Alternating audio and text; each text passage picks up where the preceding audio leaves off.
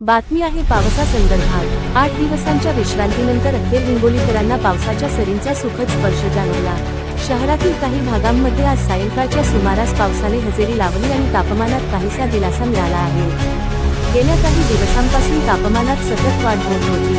ऊन आणि दमट हवेमुळे नागरिक हैराण झाले होते। मात्र आजच्या पावसाने हिंगोली शहरातील काही भागांमध्ये गारवा निर्माण झाला असून नागरिकांमध्ये समाधानाचं वातावरण पाहायला मिळाले।